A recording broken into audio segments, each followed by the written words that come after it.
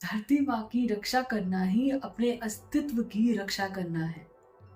यही सिखाया है हमें भगवान बिरसा मुंडा ने।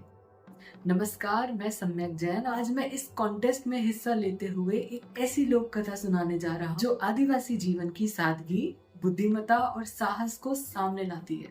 बिरसा मुंडा हमें सिखाते थे कि प्रकृति से जुड़ाव सिर्फ परंपरा नहीं, जिम्मेदारी है। इसी भावना के साथ ये कहानी पीढ़ियों से सुनाई जाती है। इस कहानी का विषय है कगार पर खड़ा पेड़। तो कहानी कुछ इस प्रकार है। एक छोटे से पहाड़ी गांव में एक लड़की रहती थी, तिलाई। तिलाई की खासियत ये नहीं थी कि वे सबसे तेज दौड़ती थी या सबसे अच्छा गाती थी। उसकी खासियत थी वह सुनती थी।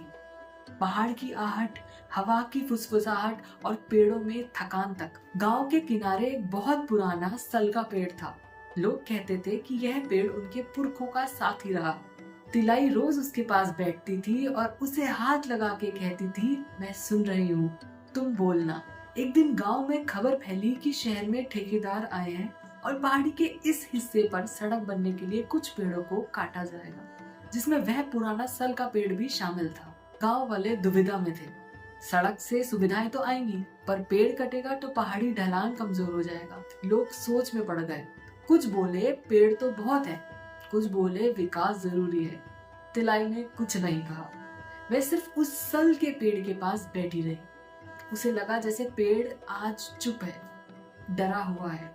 रात भर वह जागती रही, सोचती रही। सुबह उसने ठेकेदारों को बुलाया और गांव के सामने खड़ी होकर बुलंद आवाज में कहा, पेड़ मत काटो, सड़क दूसरी ओर से निकालो। क्योंकि अगर ये पेड़ गिरा तो पहाड़ भी टूटेगा, और अगर पहाड़ टूट गया तो सड़क भी टिक नहीं पाएगी।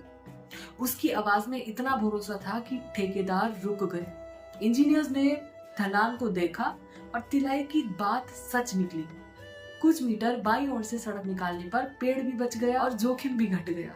गांव वाले तिलाई की ओर देखने लगे, जैसे पहली बार समझे हो कि साहस हमेशा शोर से नहीं होता, कभी कभी वह शांत समझ में भी होता है। बुजुर्गों ने कहा, पेड़ों की भाषा जिसे समझ आए वह धरती का सच्चा रखवाला होता है।